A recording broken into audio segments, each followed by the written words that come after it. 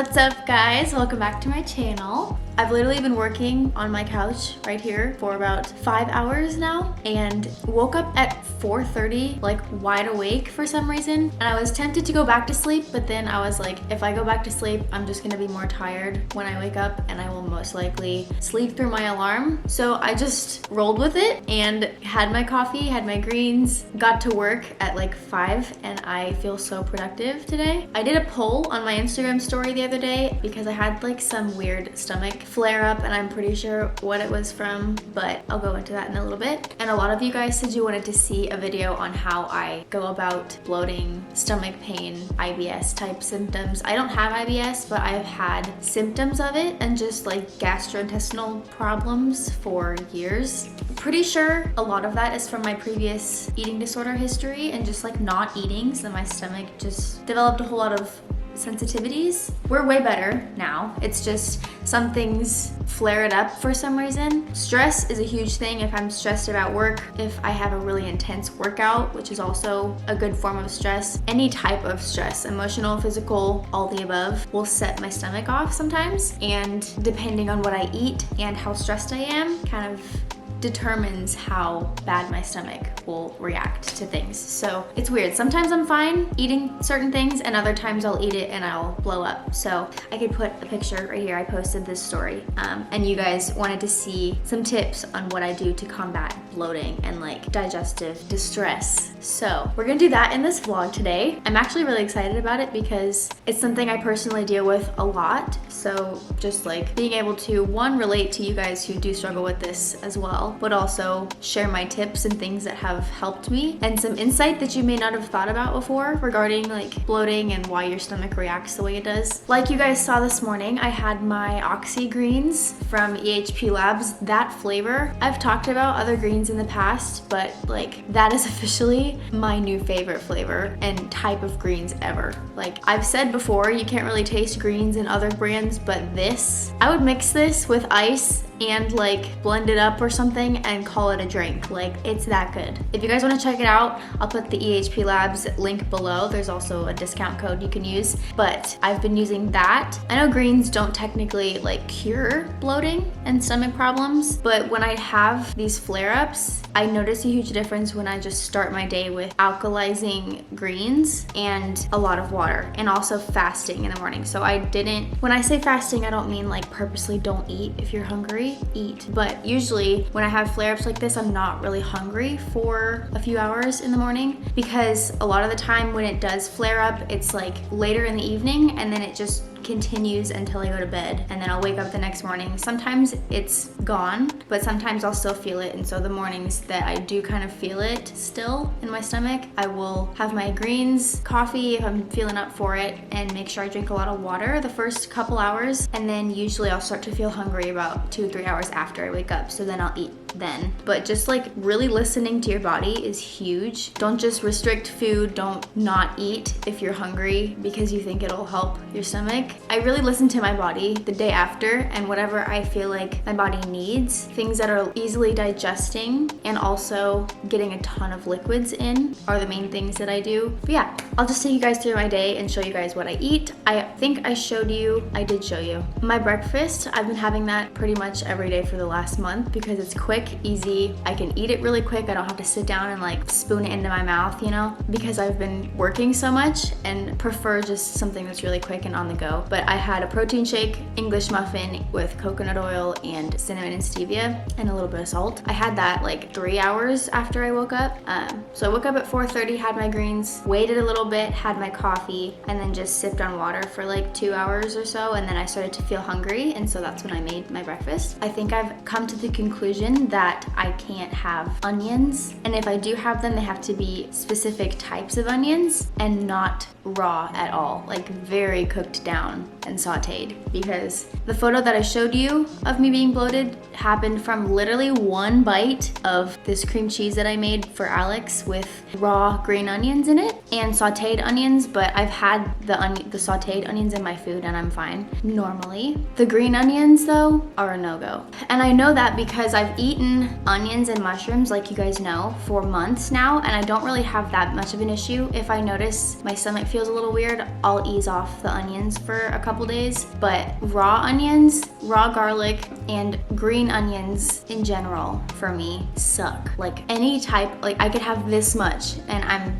bloated for like 2 days. I've kind of gone through years of trial and error to decipher what actually sets my stomach off. It's gonna be different for everybody because obviously every stomach and every gut reacts differently to things. But over the years, I've personally found that one, onions, any form of raw garlic, I can have garlic powder, which is weird, and I can have onion powder, but raw of any of those are a no-go, as well as like artificial sweeteners like sucralose. Maltitol is awful. Chili, beans, tomato sauce, like cooked tomato sauce. I can have raw tomatoes and I can have like whole tomatoes on a pizza or flatbread or something, but tomato sauce, don't know what the difference is, but if it's been sitting and cooking down, I can't have it. I used to think that it was dairy in general, like all dairy, so I gave up gluten and dairy for a long time. I wouldn't even touch any of it. And then realized a couple years ago that I actually could have it, so I can have gluten. I don't have an allergy. Same with dairy, but sometimes like plain Greek yogurt will do it. I don't know. It's weird. So this just goes to show like listening to your body and also just paying attention to what you eat on the days that you flare up or feel extra bloated is really helpful in discerning what you should stay away from. So maybe keep a list. I had a list in my phone where I would just write down everything I ate. If I started feeling bloated, I'd be like, okay, what did I eat today? And that's kind of how I did it, with process of like eliminating 1 or 2 things at a time, not everything all at once, so you can see if it goes away, or if it doesn't, then you know whether or not you're allergic to that food or intolerant. But yeah, I'm gonna stop ranting and I'll just show you guys little tips that I do throughout my day to get rid of my bloating. And when I say bloating, I don't mean like, oh, my stomach's sticking out a little bit or like I'm feeling a little puffy. There's a difference between just regular bloating after a meal or a little bit of like water weight that you're holding, and like actual stomach distension where it's like painful and gassy and just like so uncomfortable. I'll try and find a couple of the pictures here that show my experience with bloating and like what it actually looks like, because it's not just like, oh, I ate a meal and I feel full. It hurts. Like, I've cried before from how bad it hurts, and yes, I have gotten to the doctor. No, I have not really gotten any help from it. So I think it's just better for me to do this on my own. And I kind of know my body well enough now that I can just say, okay, I need to ease off these certain foods for a few days, give my body a break, drink lots of water, sweat it out if I can, and then reintroduce those foods slowly in a few days. But yeah, like you guys saw, I just had a really light breakfast. I'm gonna try to drink a whole half gallon before my lunch in a few hours, because I have been terrible since being off prep with drinking enough water, and I think that could be contributing to my bloating as well. So I do find a big difference in that and like my bowel movements when I don't drink enough water, so definitely make sure you're drinking enough. I am feeling hungry today though, so I think I'll probably eat a little sooner, and if I do, I'll show you guys what I end up having as a snack. Also, can we take a moment to acknowledge my freaking quad separation? Like, how are they still this lean? It's like 4 months, 3 months post-show. I'm not complaining. Okay, it's like an hour earlier than when I'd normally eat lunch, but I woke up super early, so I know a lot of you might be tempted to say like, okay, I'm bloated, I'm just gonna eat fruits and veggies all day and nothing else. But something that actually can irritate or have issues with digestion is eating too much fiber and too many veggies, especially if they're raw. If my stomach hurts and I'm not doing so hot with digestion, I will only eat like white rice, white potatoes, more easily digesting carbs. Stuff like frozen green beans, not cruciferous veggies like broccoli and cauliflower and Brussels sprouts. Those are a little harder to digest, so I will eat like really easy, light veggies, if any at all. Sometimes I don't even eat veggies. Or I'll like wilt spinach, that's always a good one. If you don't have an issue with veggies, obviously don't do this. You can eat whatever veggie you want. I'm not saying a certain type is bad, but cruciferous veggies specifically are harder to digest and can give you that like gassy, bloated feeling if you eat too much, especially if you eat them raw.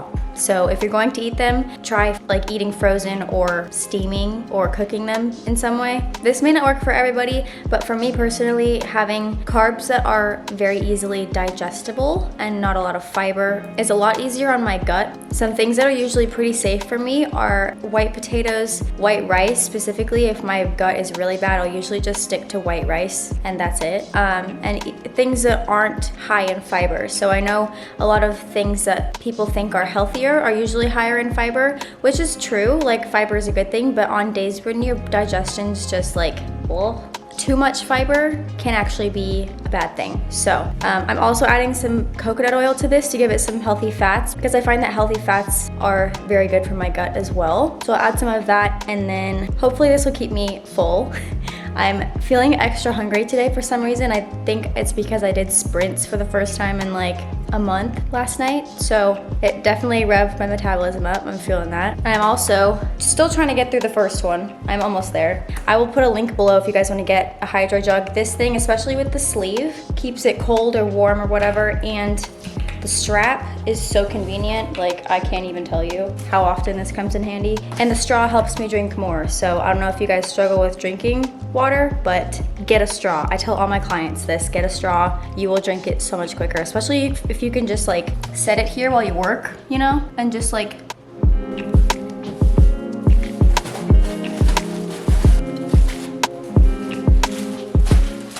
You think we like rice cakes in this house?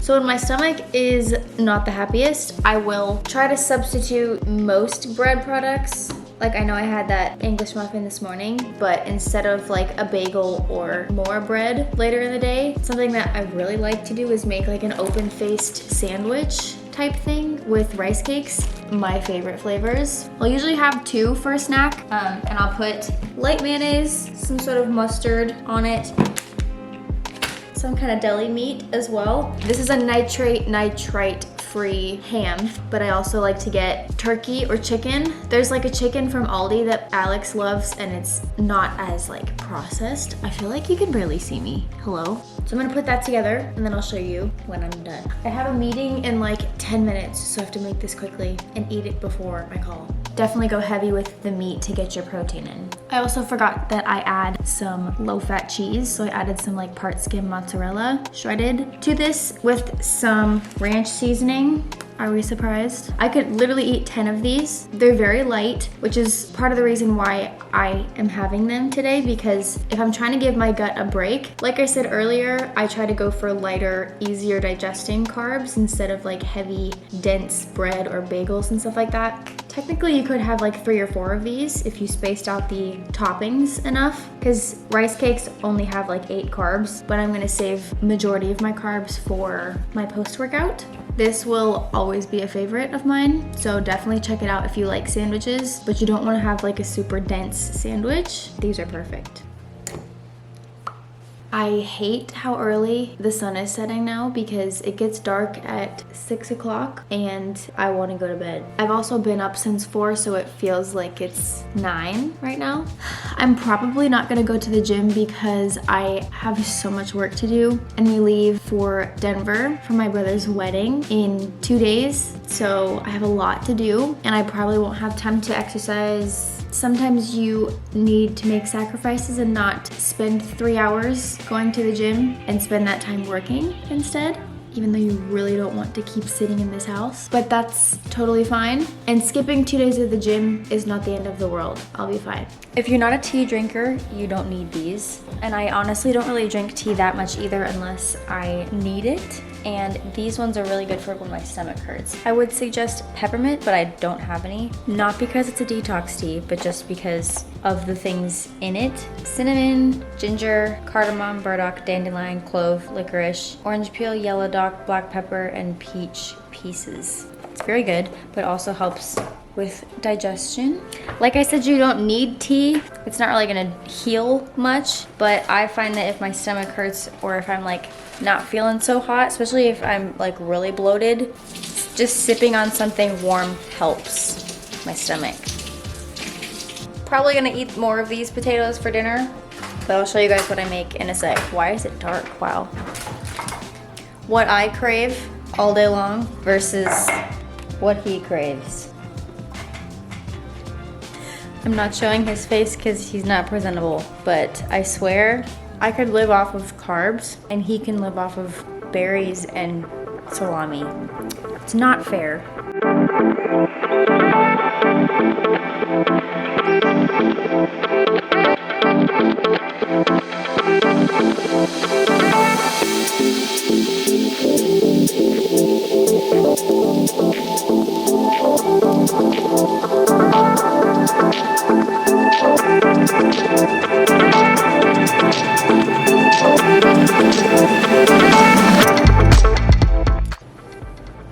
Do you guys like my croissant?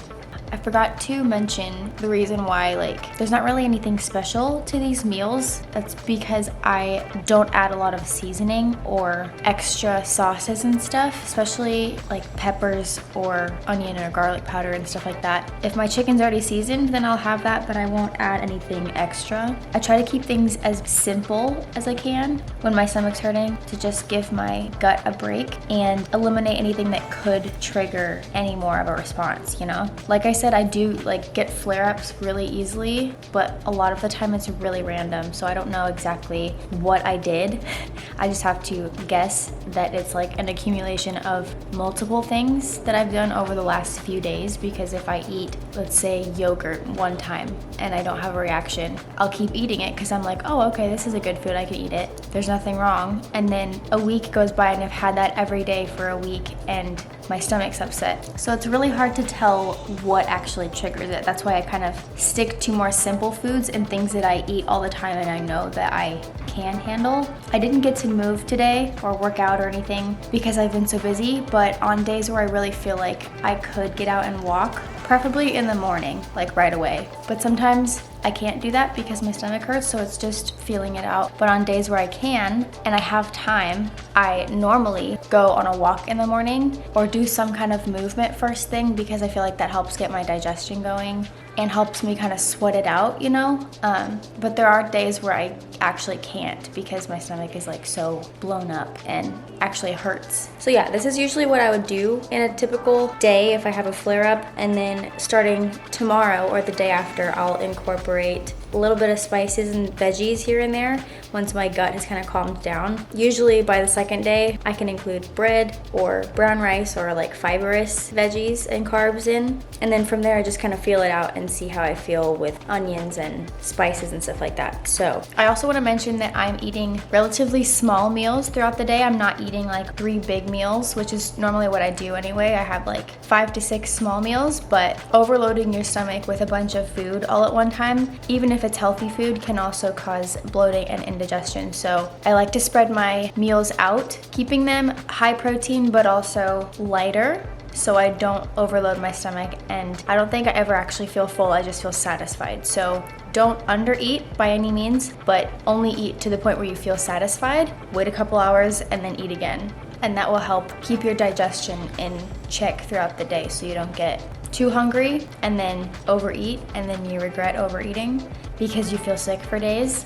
But yeah, I just wanted to throw that in there. I don't really know what else to include in this vlog, so I might just wrap this up here and make it a shorter one. If you like these videos and you want more tips on bloating and gut health and all that stuff, I can go real deep into that stuff. I used to be like really into it, so if you have any questions, feel free to comment them below. Please let me know what other kinds of vlogs you want to see, because I have a ton of ideas for the holidays that I really want to get out, but I want to put out things that you guys actually will look forward to and care to watch. So comment below with any suggestions. Hit the like button if you enjoyed this type of content. Subscribe if you haven't already, and I will talk to you in the next video. Bye!